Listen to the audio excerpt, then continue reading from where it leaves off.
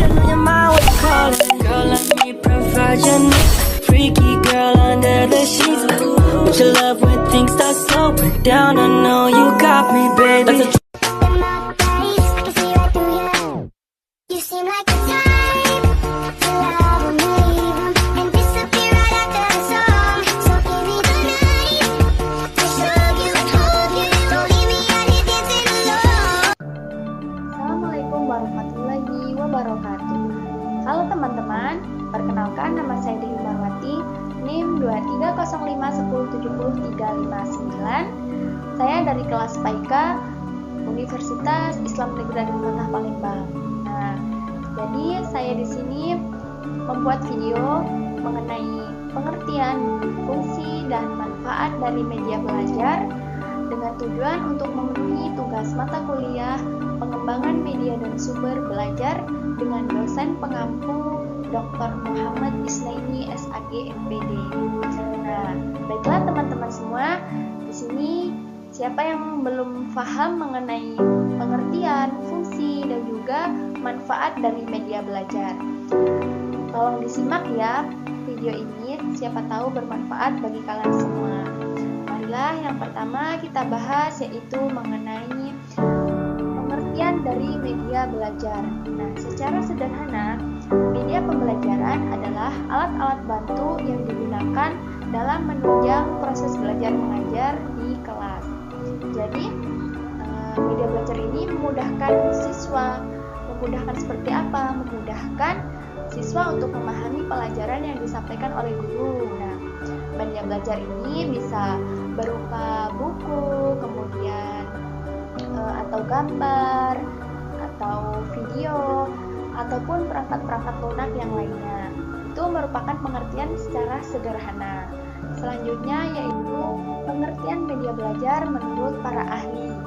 Yang pertama menurut H. Malik tahun 1994. Jadi menurut beliau, media belajar adalah segala sesuatu yang dapat digunakan untuk menyampaikan pesan. Nah, maksudnya pesan ini adalah berupa bahan pelajaran sehingga dapat merangsang perhatian, kemudian minat, pikiran, dan perasaan dari siswa. Selanjutnya yaitu menurut Gerlach dan Eli tahun 1971. Nah, media belajar merupakan alat-alat grafis, fotografis, atau elektronik untuk menangkap, kemudian memproses, dan muncul kembali visual atau verbal. Selanjutnya, menurut Latuheru. Menurut Latuheru, media belajar adalah bahan atau alat yang digunakan dalam kegiatan belajar dengan maksud agar proses interaksi antara mahasiswa dengan guru itu kondusif ya, jadi saling aktif, di mana secara tepat, guna, dan berdaya. Selanjutnya mengenai fungsi media pembelajaran. Adapun fungsi media pembelajaran di sini, yang pertama menurut para ahli. Nah, menurut Levy dan Lenz, fungsi media pembelajaran menurut beliau dibagi menjadi 4. Yang pertama yaitu fungsi atensi. Fungsi atensi yaitu menarik perhatian siswa agar semakin berkonsentrasi dan memusatkan perhatian pada isi materi pelajaran. Jadi atensi maksudnya biar siswa itu fokus atau konsen. Dengan adanya media belajar kan nanti si siswa itu akan memperhatikan, jadi semakin paham. Selanjutnya yaitu fungsi afektif. Fungsi afektif yaitu kenyamanan siswa. Dari kata afektif ya, afektif itu kan berarti perasaan. Nah, kenyamanan itu kan termasuk perasaan siswa, perasaan senang ketika belajar. Misalnya teks bergambar, kan biasanya anak-anak itu jika dengan teks bergambar, dia maka belajarnya itu akan lebih senang dan riang. Selanjutnya yaitu fungsi kognitif. Nah, kognitif berarti seperti halnya kecerdasan atau kemampuan dari pengetahuan siswa ya. Nah, jadi maksudnya mempermudah dan memahami informasi dan mengingat. Memahami berarti paham, mengingat, nah itu kan termasuk kognitif atau kecerdasan dari siswa. Selanjutnya yaitu fungsi kompensatoris.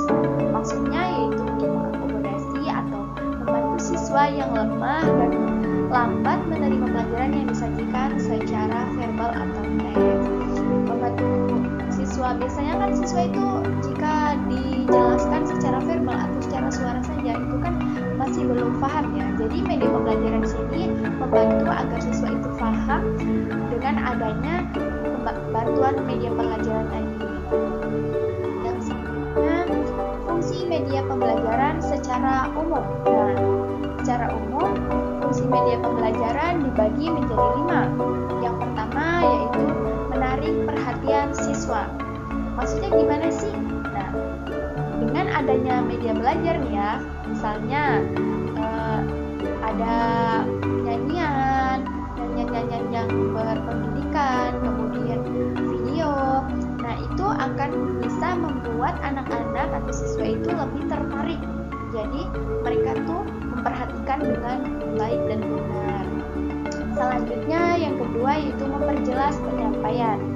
Nah, dengan media pembelajaran seperti misalnya video, gambar, ataupun kerangka manusia, tiruan, siswa akan lebih jelas memahami apa yang dijelaskan oleh guru di kelas.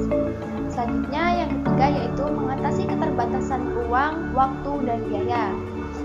Sebagai contoh nih ya, tidak mungkin seorang guru menjelaskan mengenai kerangka atau dalam tubuh manusia, kemudian mengenai hewan-hewan liar, seperti halnya harimau. Kan tidak mungkin jika seorang guru itu membawa harimau ke dalam kelas. Nah, jadi oleh sebab itu bisa menggunakan miniatur atau yang disebut tadi sebagai media pembelajaran. Selanjutnya, 4 yaitu menghindari kesalahan tafsir. Maksudnya gimana sih? Maksudnya, ketika guru berbicara, terkadang kan murid ada yang belum paham ya. Nah, kadang juga penafsiran murid itu berbeda dengan apa yang dikatakan atau maksud dari guru. Jadi, media belajar ini membuat agar antara yang dimaksudkan oleh guru dan dimaksudkan oleh siswa itu sama. Jadi, tidak akan terjadinya kesalahpahaman atau kesalahan tafsir. Selanjutnya yaitu 5, mengakomodasi perbedaan tipe gaya belajar siswa. Nah, sebelumnya tipe gaya belajar itu ada 3. Yang pertama yaitu visual atau secara bisa dilihat ya. Kemudian auditory dan kinestetik. Selanjutnya pembahasan mengenai manfaat media pembelajaran. Nah, manfaat media pembelajaran itu yang pertama menurut para ahli yang dikatakan di PPDS ini, menurut Kemp dan Dayton tahun 1985.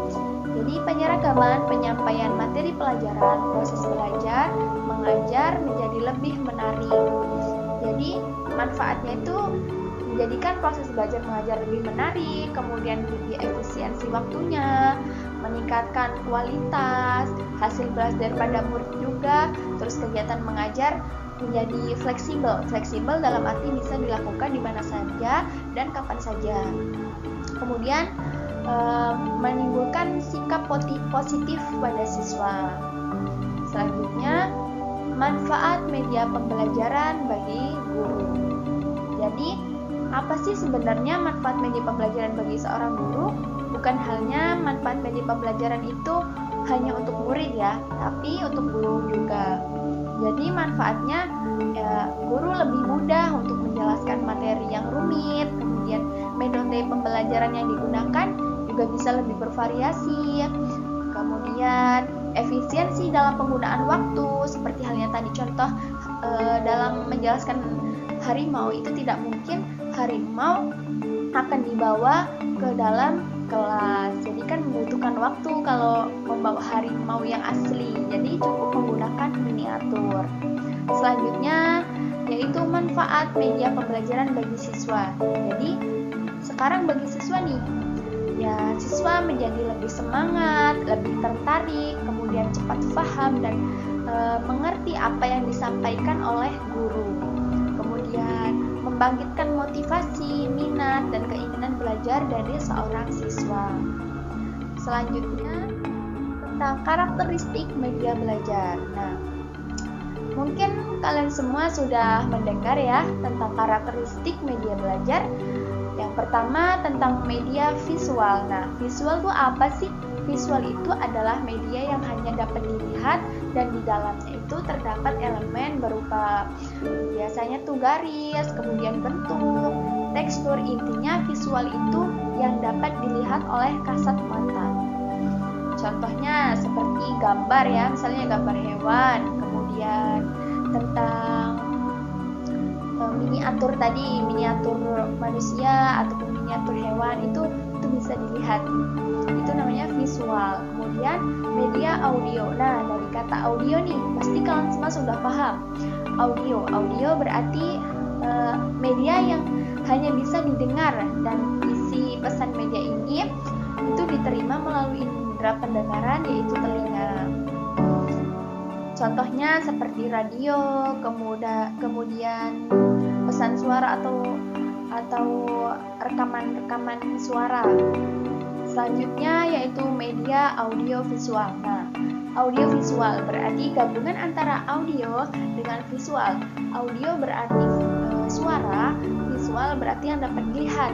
Jadi artinya media audiovisual itu dapat didengar dan dilihat secara bersamaan. Contohnya seperti komputer, kemudian handphone.